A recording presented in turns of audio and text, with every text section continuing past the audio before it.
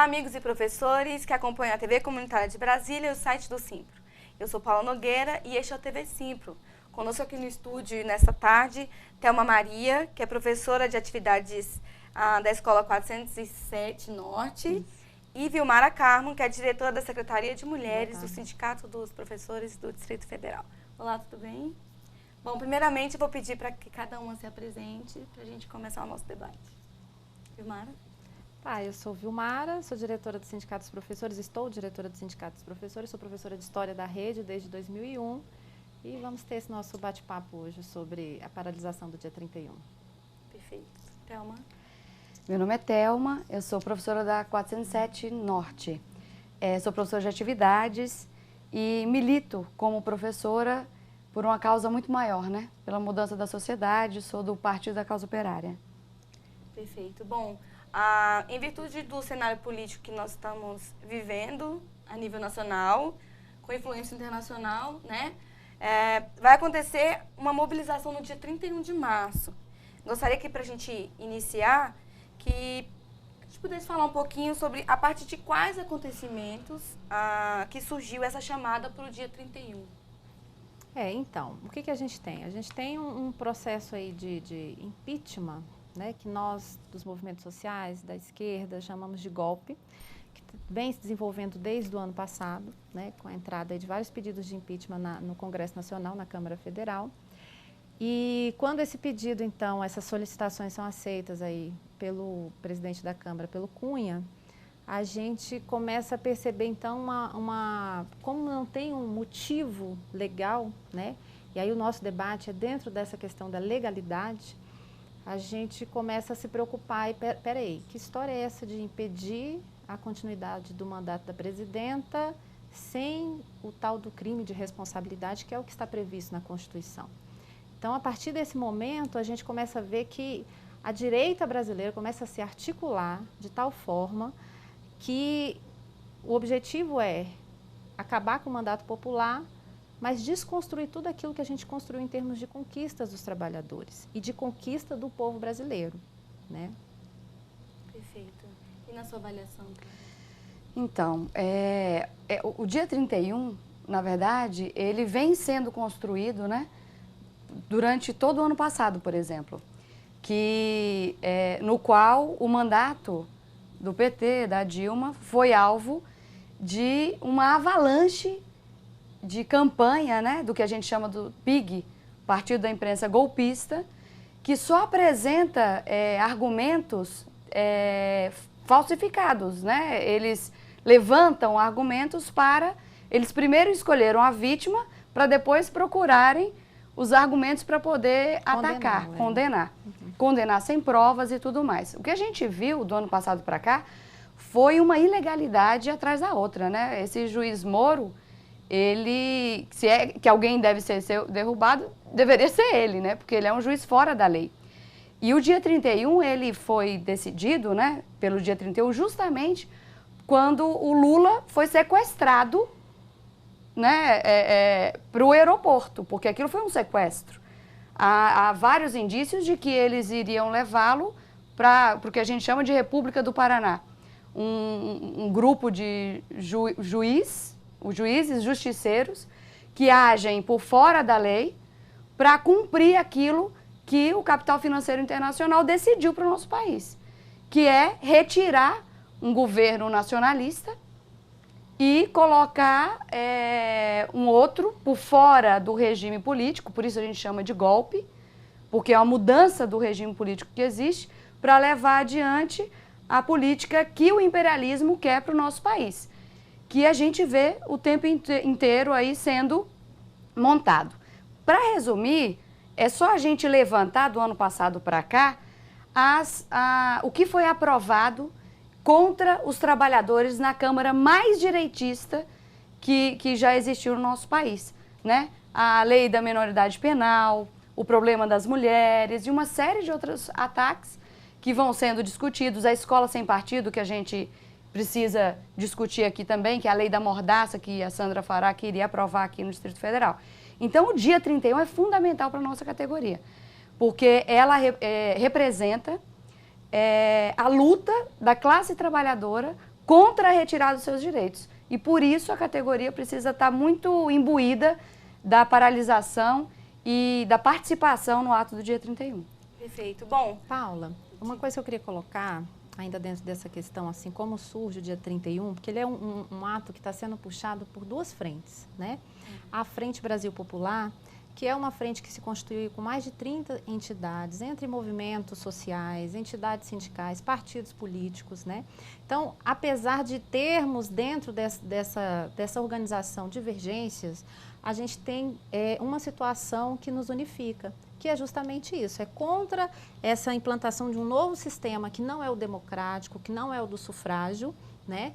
E a questão de ser contra o arroxo salarial, porque a gente entende que essa política econômica que está sendo tomada aí, que está sendo direcionada nesse segundo mandato do governo da Dilma, é uma política que não agrada a classe trabalhadora. E não agrada a classe trabalhadora do campo e da cidade, né? Então, a gente tem dentro da frente não só o movimento sem terra, mas o movimento dos atingidos por barragem, o movimento das camponesas, dos moradores de florestas, entendeu? Então, está todo mundo nessa frente entendendo que se a gente tiver um momento como esse de golpe no Brasil, vai ser ruim para todo mundo. Quer dizer, para todo mundo não, para a grande maioria de nós, trabalhadoras e trabalhadores, né? Porque uma minoria vai ficar insatisfeita porque, como a Thelma falou, representa o capital internacional, né? E aí vão continuar lucrando, vão continuar ganhando aí às custas das riquezas do nosso país. É importante a sociedade se posicionar, se informar melhor e Exatamente. se posicionar para somar forças, né? Uhum. Bom, e como que o Simpro tem participado nesse processo como um todo? Então,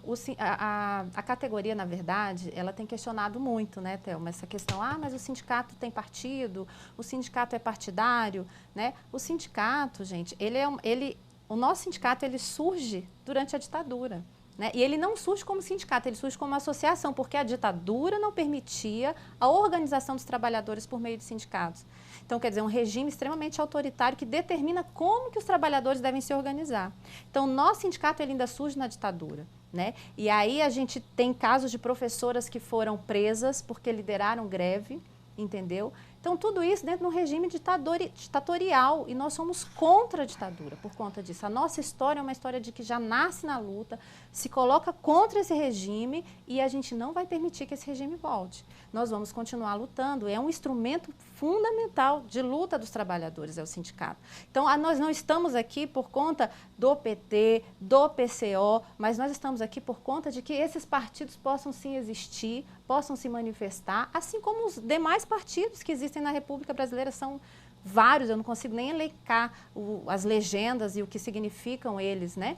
Mas é legítimo que eles existam. Agora, é legítimo por quê? Porque nós estamos numa democracia. E é preciso que esses partidos sejam respeitados, porque, como o nome já diz, eles dizem respeito à parte da sociedade. Eles representam uma parte da sociedade, certo? E o sindicato está aqui para defender, sim, a democracia, porque a nossa história não nega. Nós nascemos numa ditadura, nós lutamos contra essa ditadura. Hoje a gente teve um encontro de aposentados lá no sindicato, e aí, assim, muitas aposentadas e muitos aposentados, vocês lembram muito mais do que eu, que era pequena, que nasci também na época da ditadura, como é que é a história desse sindicato. Então, não tem por que o sindicato hoje fugir dessa realidade, né? Fugir dessa luta e defender a democracia, defender, sim, os nossos direitos, não numa perspectiva corporativa.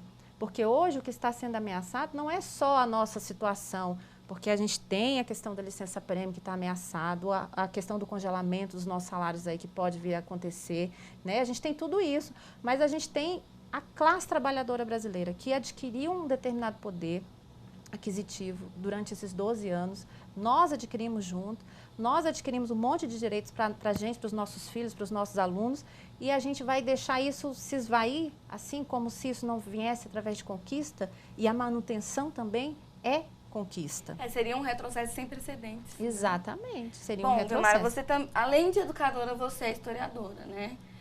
Muita gente está observando esse processo que está acontecendo e não vê semelhança com o processo do golpe em 64. Na verdade, são passos semelhantes, não é isso?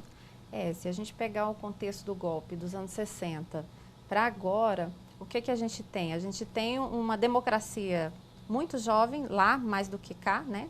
Então, de 45 a 64, não dá nem uma década, né, onde a sociedade brasileira começou a se organizar, porque durante a ditadura do Getúlio, todas as entidades são fechadas, as lideranças são perseguidas, são torturadas, qualquer tipo de reunião, isso aconteceu na ditadura do Getúlio e aconteceu na ditadura militar, qualquer tipo de pensamento divergente, nossa, isso que o próprio pessoal que defende o golpe, que defende o impeachment faz, isso nunca seria aceito numa ditadura. Entendeu? Você sair às ruas de jeito nenhum, você tem que ficar em casa, você tem que ficar calado, você não pode se comunicar com ninguém, você não pode divergir daquilo que os governantes entendem que é a política do seu país, né? E as organizações dos trabalhadores, elas divergem, elas apontam caminho porque elas entendem que ditar a política econômica não é só de quem ganhou a eleição. É um processo de construção. É um processo de construção coletiva, é um processo de disputa que a gente tem.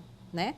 Então, entender que nos anos 60 a sociedade estava começando a se organizar, estava começando a entender que lugar que o país brasileiro, que o Brasil devia ocupar no cenário internacional, um país com riquezas, né? Que aí depois durante a ditadura militar, essas riquezas vão sendo aí expropriadas pelo capital internacional.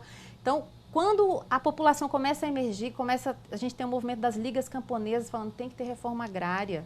Né? O Brasil era um dos únicos países que não conseguiu fazer a reforma agrária dentro do mundo ocidental. E as ligas falam, tem que fazer reforma agrária, não dá para a gente continuar como éramos na colônia, entendeu? Grandes produções e a população ali ficando com aquela miséria de diária para trabalhar, quase como escravos. Então, quando a população começa a insurgir, aí vem o golpe certeiro, e aí acaba com tudo, persegue, mata, né? A gente tem pesquisas e informações que falam que muito mais do que a juventude urbana, a população agrária foi uma das que mais sofreu com o golpe. E desapareceu e sumiu porque, como eram muito pobres, as famílias não tinham nem como reivindicar, se organizar para poder reivindicar os corpos, né? Então, essa organização, essa emergência da classe trabalhadora nos anos 60 é muito presente aqui agora.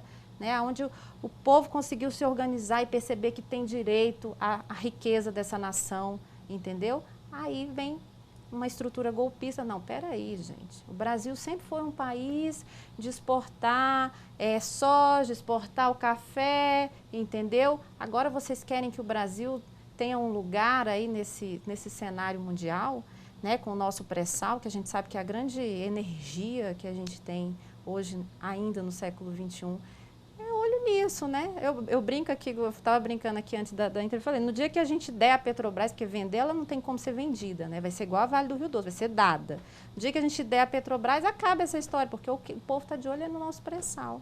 Tem mais petróleo no pré-sal do que todo petróleo que a gente achou agora, desde os anos... Basta estudar o histórico da humanidade, né? Exatamente. Então, assim, o interesse é esse, né? Não dá para dividir com a população brasileira. É agora, a exploração. Eu queria também acrescentar, assim, essas duas perguntas que você fez, né? Sobre o papel do Simpro e sobre o problema do golpe de 64 e tudo mais. Eu acho que é interessante para quem está assistindo entender que não existe aqui, não é um problema corporativo, né? Uhum. Eu estou defendendo o meu partido, a minha graninha, o meu rincão. Ultrapassa isso daí. Aqui a defesa do dia 31, da campanha contra o golpe, não é a defesa de A ou B, é a defesa dos direitos dos trabalhadores. Quem está no governo nacionalista em 2016 é a Dilma. Quem está sendo sequestrado, perseguido sem provas é o Lula, tá certo? Eu nunca votei no Lula, viu, Vilmar? Eu nunca votei, eu sempre votei no meu partido. Mas eu estou sendo levada a apoiar o Lula e defendê-lo contra os interesses internacionais que querem usar o país como foi usado a vida inteira, como exploração, mina, né, de exploração, quintal para mão de obra barata e tudo mais. O Lula hoje representa, todo nordestino hoje está representado pelo Lula. Todo negro, todo o movimento LGBT, todas as mulheres, claro. Todos os movimentos oprimidos hoje estão sendo representados pelo Lula. Porque se você verificar nas marchas, né, financiadas pelo capital financeiro, porque é isso que elas são, você vai ver cartazes contra o negro, contra as cotas, contra os direitos das mulheres. Então, assim, a gente viu virou sendo enforcado. Né? E as pessoas fazendo foto daquilo como se ir para divulgar, sem o menor pudor, né? Exatamente. Então, assim, eu queria ressaltar que a Vilmara ela pode corroborar aí, porque ela é professora de história, ela vai lembrar. Em 1922, na campanha eleitoral na Alemanha, os nazistas, o principal mote de campanha dos nazistas era a luta contra a corrupção. E isso foi durante todo o nazismo e fascismo onde ele vigorou. Se institui pela imprensa, né, pelos meios que você controla, uma campanha, e dessa campanha totalmente falsa, porque o presidente do Congresso Nacional, na época da votação do impeachment, é o Cunha. Se estão lutando contra a corrupção, porque o maior corrupto do país já, né, comprovado e tudo mais, vai presidir a casa que decidirá sobre o impeachment. Não tem nada a ver com corrupção. Comprovado internacionalmente. Nem a gente aqui que está falando, é a Suíça que já declarou. Olha, outra coisa interessante é o Norberto Bobbio. Ele é um historiador conhecidíssimo pela academia, e ele explica exatamente como o fascismo ele age, né? E o que a gente está vendo no país é uma onda fascista, né? A gente viu nas manifestações que até o Aécio foi vaiado, e ele não foi vaiado por ser corrupto, ele foi vaiado por não ser tão direitista, reacionário como o Bolsonaro. O que se quer é algo mais. O Norberto Bobbio, ele fala, inclusive, que o instrumento principal do fascismo para sua instalação e crescimento na sociedade é a luta contra a corrupção. Isso internacionalmente. Então, assim, quem cai na onda da corrupção, ela está sendo completamente enganado. Né? Tá fazendo o papel de bobo. E quem acha... Político, né? Exatamente. E quem acha que a Veja, a Isto É e a Globo são referências de informação, é mais ingênuo ainda. Não, mas a própria teoria da comunicação fala sobre isso. Quando você vai lidar com grandes massas, você consegue manipular com algumas teorias. Exatamente. A teoria da pela corrupção falta de informação. Delas. Exatamente. Tudo bate, na verdade, né? Tudo bate. Bom, o mote desse movimento é não vai ter golpe, né? Vocês já falaram bastante sobre isso. Mas, em 64, a força que impulsionou o golpe veio dos militares com verba internacional, né? Dessa vez, nós temos um movimento diferente, que são os que detêm as riquezas do país junto com a grande mídia, né? Será? Eu coloco assim, eu penso um pouquinho diferente. Porque se a gente for estudar o que aconteceu em 64, Vilmara, foi a campanha contra a corrupção. E também foi a questão dos comunistas. A gente estava no contexto de Guerra Fria, né? Então, sempre tem um mote. Aí, no caso, é a questão do medo, né? O mote da Guerra Fria era o quê? Os comunistas vão ocupar o Brasil, né? Os comunistas são perversos, eles comem criancinha, né? Então, essa coisa do medo. Aí o brasileiro, ai, meu Deus, a gente não pode deixar os comunistas... E daí dá para entender que não é só da burguesia nacional a campanha. Porque você, veja bem, vamos pensar aqui bem criticamente, alguém acredita que um juiz lá do Paraná conseguiria prender o presidente da Odebrecht se não tivesse um apoio por trás disso daí? Porque a política é coisa de gente grande. Por isso a gente defende a filiação partidária dos trabalhadores, dos oprimidos. Porque a burguesia, o capital, ele tem as suas organizações. Tem as suas organizações. E eles agem. E não são transparentes. Não se apresentam enquanto partido, nada disso. E aí eu coloco aqui a dúvida. Será que é? A gente percebe que a economia, uma parte do empresariado ligado à construção civil tem ganhado muito terreno fora do Brasil. E existe uma crise internacional desde 2008. E essa crise internacional, eu acho muito relevante levantar isso daqui, ela fez com que no Egito o imperialismo financiasse manifestações, como aqui no país, para derrubar o primeiro governo eleito no Egito, para voltar a uma ditadura militar. Na Ucrânia, racharam o país com financiamento externo de manifestações. Né? Sim. Então, a ideia, uma análise marxista do que está acontecendo hoje, ela percebe que existe um movimento internacional para fazer no país, na América Latina, o que está sendo feito fora. E para isso, o Brasil ele é importantíssimo. Aqui é uma mancha vermelha no mapa mundi imperialista. E eles precisam se infiltrar aqui de alguma forma. E por isso eles estão financiando. As marchas, né, da direita, elas foram financiadas por organizações, a gente sabe disso. Né? Organizações têm uma universidade nos Estados Unidos para filhos de empresários de outros países. O Brasil mandou filhos de empresários para lá, que voltaram financiando e organizando as manifestações aqui. Thelma, e na sua avaliação, por exemplo, se nós observarmos o Mercosul, que se encontrava muito fortalecido, assim como os BRICS, né?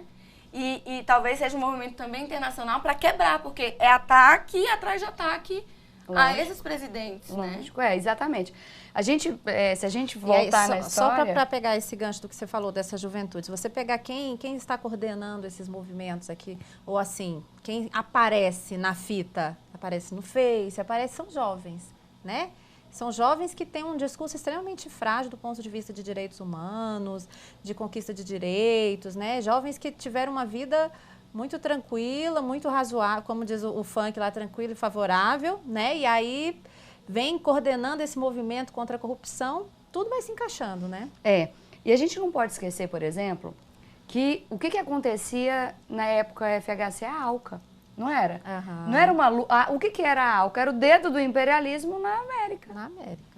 Para fazer com a gente o que foi feito com o México. Exatamente. O que é o México hoje lá? Um polo industrial dos Estados Unidos, com a mão de obra super barata. Nada do que se vende nos Estados Unidos é produzido lá nos Estados Unidos, a não ser produto agrícola. Né? Um produto processado, um suco de laranja, alguma coisa, que muitas vezes vem com a mão de obra mexicana. O que eles queriam era que a gente fosse também. Lógico. Né? A gente viu, por exemplo, agora Cuba, né? A influência, digamos assim, norte-americana agora em Cuba. É o imperialismo necessitando se infiltrar porque uma na máquina América. precisa ser alimentada. Na verdade, assim, a gente estava conversando isso antes de entrar aqui, que eu acho importante que todo mundo que ouça isso daqui entenda. Nada é descontextualizado. O Brasil tem história. Qual é a história do nosso país? É de colonização. Qual é a história do mundo?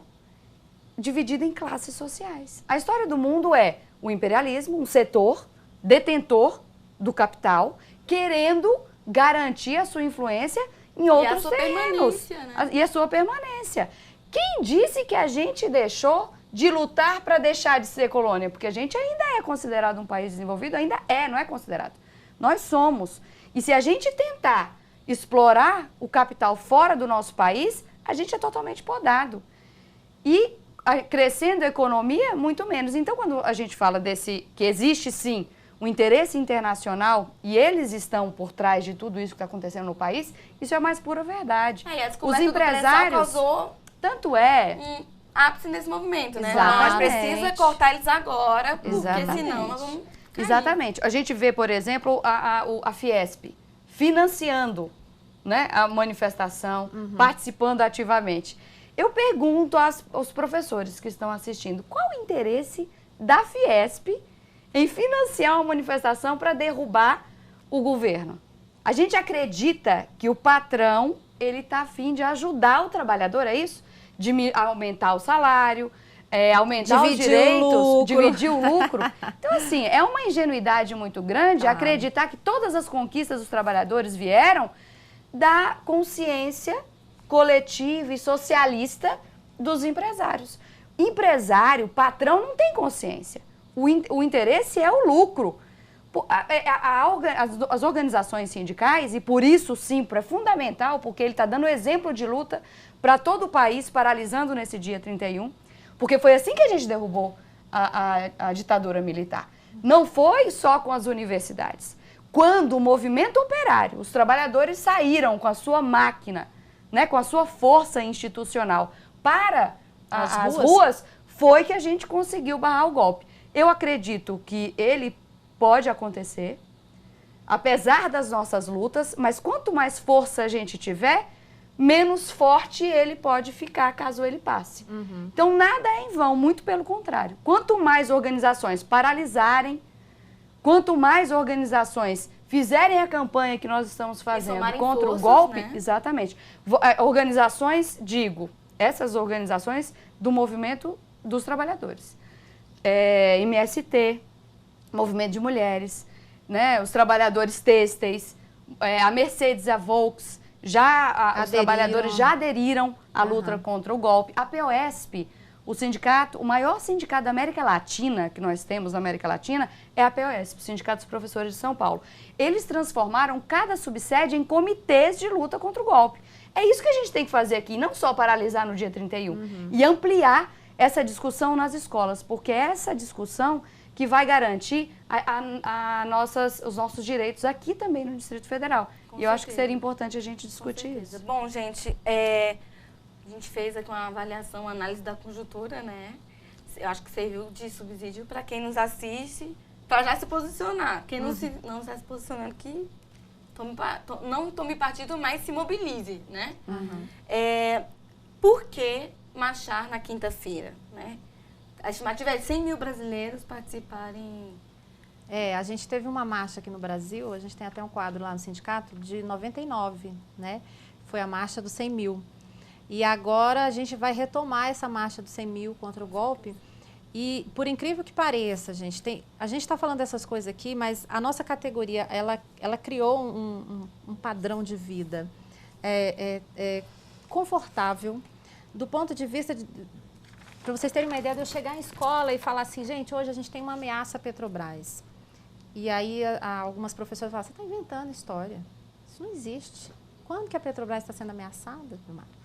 Eu falo, gente, olha, uma coisa é o combate à corrupção, que ele tem que ser histórico, tem que ser sempre, né? Esse discurso que a gente sempre faz, que a gente defende a corrupção mesmo, né? Ou defende o combate à corrupção mesmo. E tem que ser uma defesa contra todo e qualquer corrupto, não listas específicas, né? E outras listas são omitidas e ocultadas propositalmente. Mas uma coisa é a Petrobras como um patrimônio estratégico, né? E aí eu vou falar, muitas vezes eu não consigo falar porque a truculência e a falta de informação é tão grande, né? Mas assim, na tentativa de falar eu coloco. A gente tem indústrias petrolíferas que foram fundamentais para o desenvolvimento da economia de alguns países, como da Noruega, a Statoil, né? Ela que deu um boom, impulsionou a economia do país lá. Ah, mas lá não teve corrupção. Quem disse que não tem corrupção na Noruega? Quem disse que não tem corrupção na Itália, na França, nos Estados Unidos? Né? Todos, infelizmente, é da sociedade humana, entendeu? A corrupção. E ela manifesta em várias ações, né? Que não é só necessariamente pegar lá a propina de 5 bi, né? Outras formas de corrupção que a gente tem, infelizmente, visto de práticas dos brasileiros, né? Tem que ser combatidas também. Mas, assim, por que marchar? Porque nós temos que defender esse país como sendo nosso. E as riquezas aqui são nossas e elas têm que ser distribuídas entre nós, entendeu? E fortalecer essa política, como você colocou, do Mercosul, nessa perspectiva de que uma outra humanidade é possível, no sentido de que o capital brasileiro, que é produzido e que é gerado aqui pelo nosso povo, não tem que necessariamente explorar nosso irmão boliviano, não tem que explorar o nosso irmão colombiano, não, entendeu? Tem que ser a mão que vai levantar a nossa América Latina em unidade com os povos, entendeu? Se a gente foi, alguns do ponto de vista religioso falam, o Brasil foi um país abençoado por Deus, porque nós temos aqui água, nós temos petróleo, se a gente não tivesse o petróleo, a gente tinha o sol para produzir o álcool, para gerar nossa energia, a gente tem vento, a gente tem tudo, que nos outros países ou tem um ou não tem outro, né? A estabilidade climática, a gente tem tudo aqui. Então, assim, se a gente tem o dever de dar conta do nosso povo e de dar conta da nossa irmandade, né?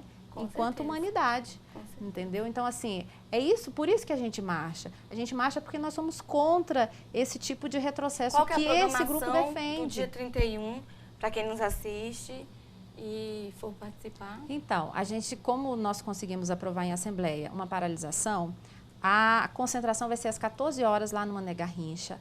A CNTE, que é a nossa confederação, ela vai estar com carro de som, vai ter blusa, vai ter chapéu, enfim, a gente vai estar se instrumentalizando para fazer a marcha, e durante a tarde toda vai ter essa concentração com debates, com atividades diversas, e às 18 horas a gente sai, então, rumo ao Congresso Nacional para fazer o ato cultural lá em frente ao Congresso Nacional, certo? Então, assim, a gente convida toda a categoria a participar, mas quem não é da categoria, a gente não tem uma paralisação, às 18 horas a gente vai estar saindo, então saiu do trabalho, vem aqui para o plano e vamos fazer essa marcha, engrossar essa marcha, engrossar esse caldo, porque a luta é mais do que legítima. Com certeza. E podemos observar, inclusive, que alguns movimentos já estão ocorrendo até prisões por conta das mobilizações, perseguições digitais e tudo mais. Então é importante a gente combater. Isso aí eu acho que seria importante frisar, porque, assim, a unidade... Quanto mais pessoas unidas na luta na rua, mais fortes a gente fica. Não é o contrário.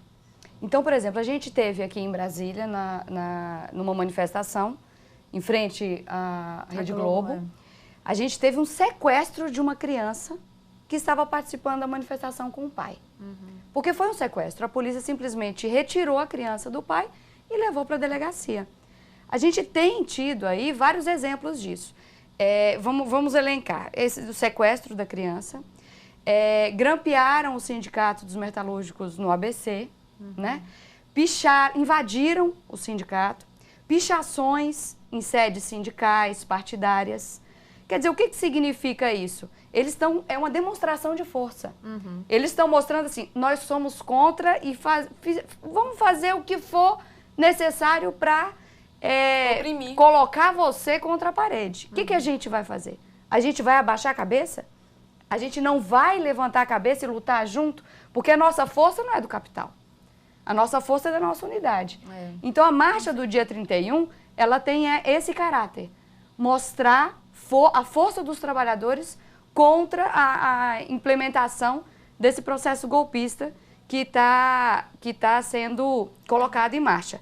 Uma coisa interessante de falar também é assim, existem nesses movimentos, como a Vilmara falou, vários pontos de vista, né? Por exemplo, nós acreditamos que a classe trabalhadora, ela precisa se fortalecer novamente, ter um projeto próprio, para mostrar que do jeito que está, não está bom. Porque a gente não está satisfeito com a política econômica, a gente não está satisfeito com o retardo de várias coisas que poderiam ter sido colocadas em prática. Muito pelo contrário. Mas vai ser esse movimento aqui que vai dar fôlego, que vai dar um novo fôlego para a nossa categoria e para as outras, para correr atrás desse prejuízo. Aqui no Distrito Federal, por exemplo, eu queria falar um pouquinho da nossa categoria. A gente passou o ano passado, ano retrasado e o ano passado, por um problema muito sério, que foi a tentativa de aprovar uma lei que a gente denominou de Lei da Mordaça, da deputada Sandra Fará e outros. É a mesma bancada que é a favor do golpe. A Lei da Mordaça, o que é? É a repressão à liberdade de expressão nas escolas. Depois da ditadura militar, o movimento dos educadores no país, eles conseguiram uma lei de diretrizes e bases, conseguiu os parâmetros curriculares e na Secretaria de Educação conseguiu uma educação voltada para uma possibilidade de discussão dialética. E, infelizmente, isso daí seria colocado, né, por terra com relação a esse projeto. Então, a gente conseguiu barrar, mas isso daí está em vários municípios do país. Então, se o golpe for a cabo, o que vai acontecer? O que está previsto? Porque a gente só conseguiu frear. Frear, né? Exatamente. O projeto ele pode voltar para a votação. Com certeza. Essa lei da mordaça, é importante dizer também, ela prevê 3 anos, né? Até 3 anos de prisão para o professor que for pego, tá certo? Discutindo política com os estudantes. Empoderando os estudantes. Exatamente. Com o professor que falar, você tem direito a se manifestar.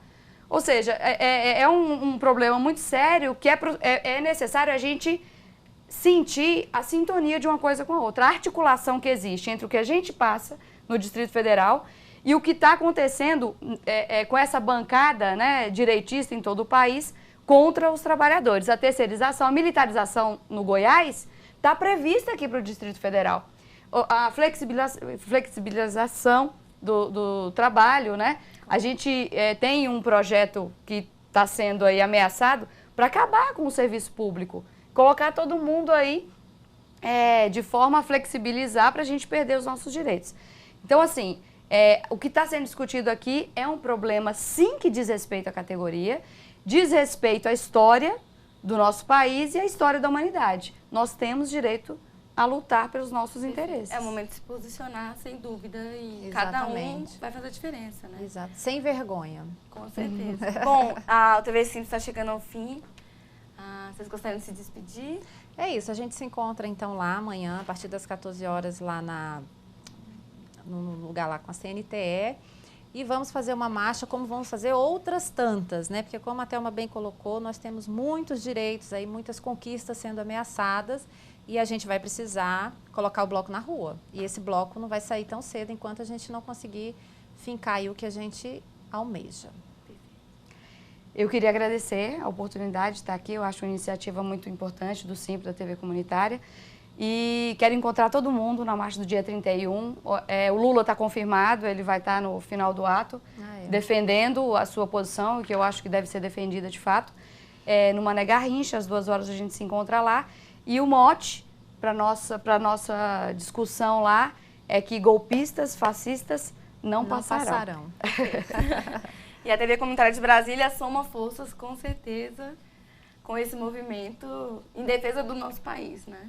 Bom, eu gostaria de agradecer a presença de vocês aqui e dizer que a TV Comunitária de Brasília está sempre de portas abertas.